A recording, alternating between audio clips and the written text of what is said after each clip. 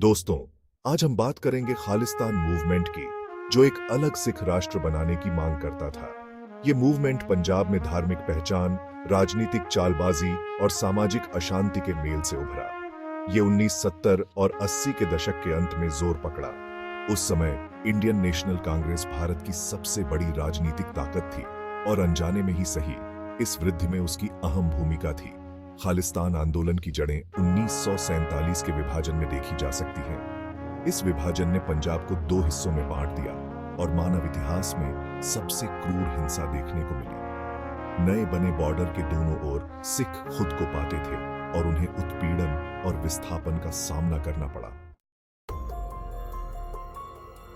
1970 का दशक भारत में महत्वपूर्ण राजनीतिक और सामाजिक अपहीवल का दशक था और पंजाब कोई अपवाद नहीं था। जहां हरित क्रांति ने पंजाब को भारत का अन्न भंडार बना दिया, वहीं आर्थिक असमानताओं और सामाजिक तनावों को भी जन्म दिया।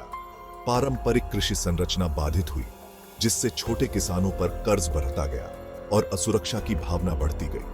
कांग्रेस पार्टी की आर्थिक नीतियां, जिन्हें अक्सर उद्योगपतियों और बड़े जमींदारों के पक्ष में माना जाता था, ने इन आशंकाओं को और बढ़ा दिया।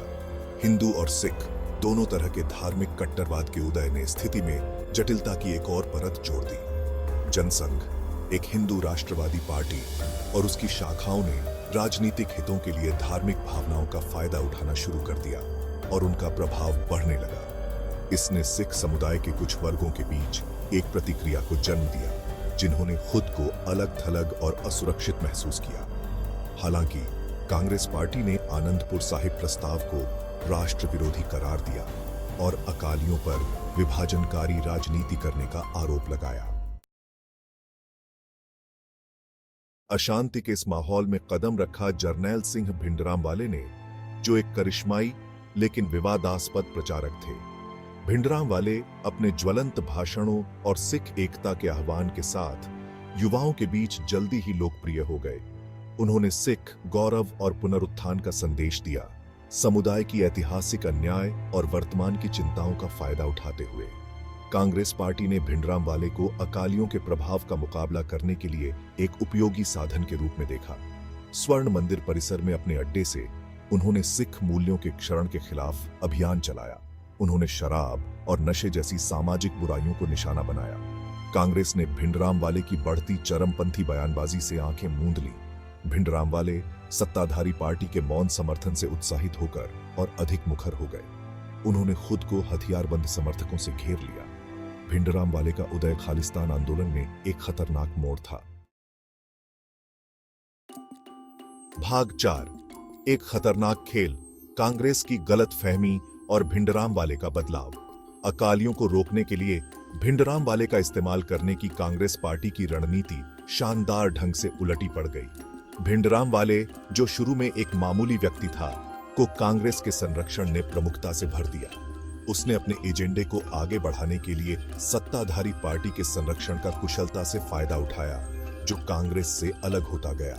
जैसे जैसे भिंडरांवाले की शक्ति और प्रभाव बढ़ता गया, वैसे वैसे उनकी मांगें भी बढ़ती गई। उन्होंने खालिस्तान, एक अलग सिख मातृभूमि के निर्माण का खुले तौर पर आह्वान करना शुरू कर दिया। उनकी बयानबाजी तेजी से भड़काऊ होती गई और उनके अनुयायी, जो हथियारबंद और कट्टरपंथी थे, ने पंजाब में आतंक का राज कायम कर दिया। कांग्रेस पार्टी अब अपनी गलतियों को समझते हुए खुद को अपनी ही बनाई हुई मुश्किल में फंसी हुई पा रही थी।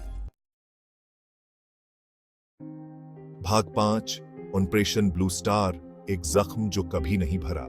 जून 1984 में बिगड़ती सुरक्षा स्थिति और व्यवस्था बहाल करने के बढ़ते दबाव का सामना करते हुए प्रधानमंत्री इंदिरा गांधी ने ऑपरेशन ब्लू स्टार शुरू करने का दुर्भाग्यपूर्ण फैसला लिया।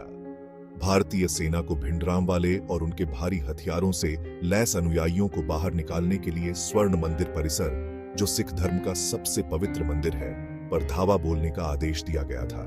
यह ऑपरेशन, जो कई दिनों तक चला, खून खराबे में बदल गया।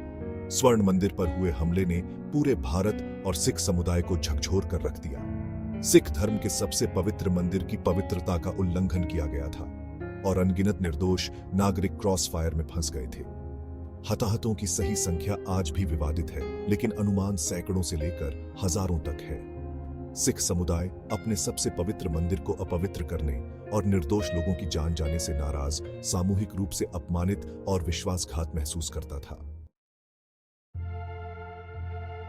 भाग 6 अप्रत्याशित परिणाम, दमन, प्रतिशोध और खालिस्तान का साया। इंदिरा गांधी की हत्या और उसके बाद हुए सिख विरोधी दंगों ने सिख उग्रवाद की आग में घी का काम किया। खालिस्तान आंदोलन, जो ऑपरेशन ब्लू स्टार से पहले एक छोटा आंदोलन था, को सिख समुदाय के वर्गों के बीच व्यापक समर्थन प्राप्त हुआ।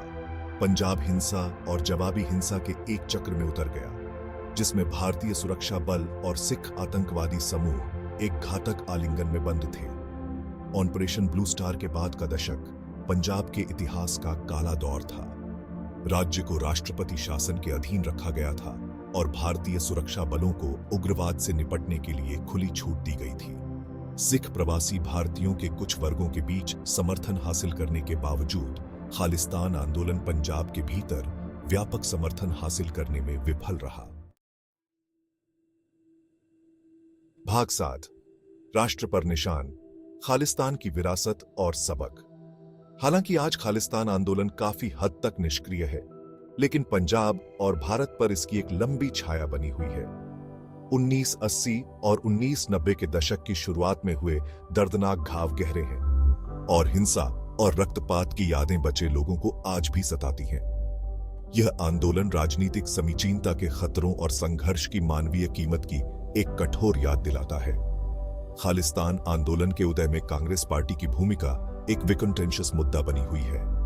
आलोचकों ने पार्टी पर अल्पकालिक राजनीतिक लाभ के लिए धार्मिक और क्षेत्रीय विभाजनों का फायदा उठाते हुए फूट डालो और राज करो का एक क्रूर खेल खेलने का आरोप लगाया। उनका तर्क है कि पार्टी के कार्यों ने ऐसी परिस्थितियां पैदा की जिससे एक छोटे से आंदोलन को जोर मिला और पंजाब हिंसा के अथाह कुंड में गिर गया। खालिस्तान आंदोलन के सबक आज भी उतने ही प्रासंगिक हैं जितने 3 दशक पहले थे।